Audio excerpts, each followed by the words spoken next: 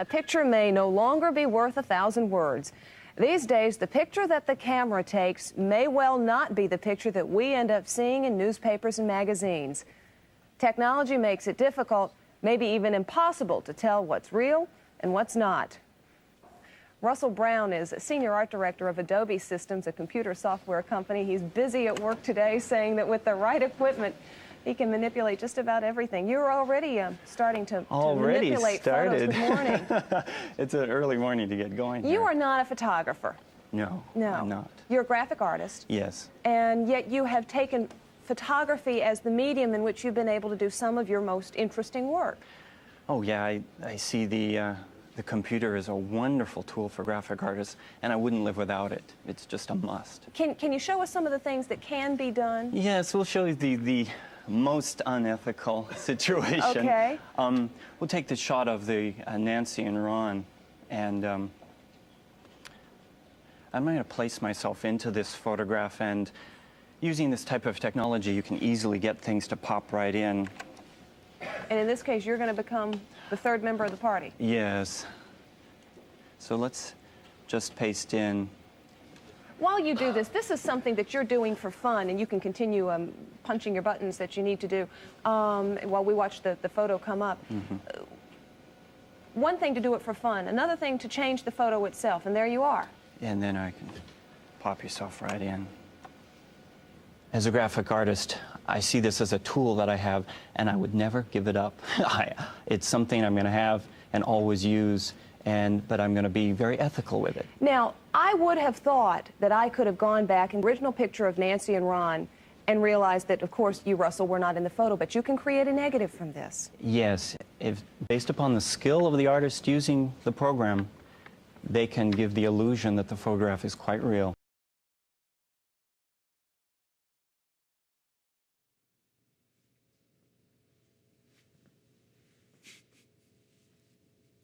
In the age of digital tools, we can't base reality off of something as shallow as what we can see anymore. In today's media landscape, with all of these tools easily accessible and available, we can do some really inconceivable things, weird things, all with the right amount of knowledge and the right software. Image manipulation, while at the forefront of many modern controversies, is actually far from a modern concept.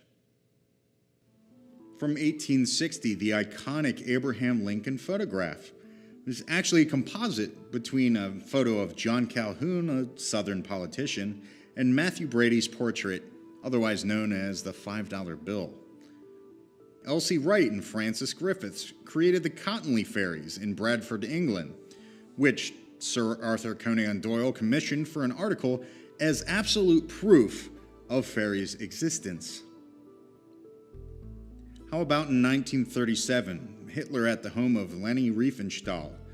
But strangely enough, his Minister of Public Enlightenment and Propaganda was removed in later prints. In 1950, Senator Miller Tidings, on the right, was defeated that year with this photo believed to have no small part in that election's outcome. Why? Well, the man on the left is Earl Browder, a leader in the American Communist Party in the 50s, at the height of McCarthyism.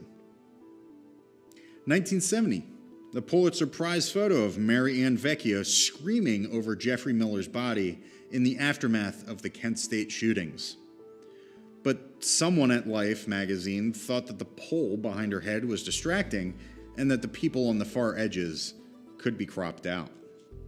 And in 1989, just 1 year before the official full release of Adobe Photoshop, TV Guide created this composite image without any permission for their September issue. It was made by splicing the head of Oprah Winfrey and the body of actress Anne Margaret from a 1979 publicity shoot, and then adding color, altering skin tones, and adding that big old pile of cash. Using primitive tools, by today's standards, paint, erasers, charcoal, airbrushes, scissors, and glue, as well as some early computer image altering programs, photo manipulation bred untruth. And now, in today's realm of digital tools, it's even easier to distort what's real. You've probably heard about extreme photoshopping and all the backlash against it, like this 2011 short from Global Democracy. While an important issue, digital manipulations in a world overflowing with so many different media tools that are both cheap and easy to use go way beyond misrepresenting models. In the years after Photoshop, things like this started coming out. The June 1994 cover of Time magazine. It featured a digitally altered version of the original mugshot of O.J. Simpson, making him darker and more menacing. A 30-year-old veteran of the news business was fired over this composite image of a British soldier gesturing to Iraqi civilians. This was the cover photo for the LA Times in April of 2003. And to be honest, a lot of the photos you saw about Hurricane Sandy on social media, I mean, a lot. Too many. Like, we're talking Sharknado-style stuff. So Photoshop is the devil, right? Never should our cleanly documentarian lives ever enter the forbidden dwelling of Adobe Photoshop. Well, no, we're going to be using Photoshop in this class. In fact, the next lab, we're going to be going through some basic and introductory tools in Photoshop for doing image editing. But to use an older comic book idiom, with great power comes great responsibility. Photoshop, well, image editing at large, is actually wondrous, capable of bending reality at will, allowing creative interpretations, illustrations, and even illusions. It's the use and the intent, as well as the extent of manipulation, that we, as mindful creators, must pay explicit attention to. Are we creating art, or are we touching up a photo? Are we illustrating, or are we modifying reality? And how far is too far? Very few digital artists walk that line between fantasy and reality as often or as successfully as Matt Mahurin. If you've visited a newsstand in the past 20 years, chances are you've seen his work. Rolling Stone, Esquire, Time. He works alone in a spare New York studio using only a small camera, a computer, and more often than not, his own face. That's you, right? That's not Sigmund Freud. No, that's me. I just painted my beard white and went out and got a coat and got these Freud glasses. My eyes are blue, and then I just went and kind of changed everything, widened my nose. That's pretty cool. Nah. But pretty weird. Yeah. Weirder still, another Time cover, this one of a caveman. But it's Mahurin's face again, digitally reworked. Or the Time cover after the Abu Ghraib revelations.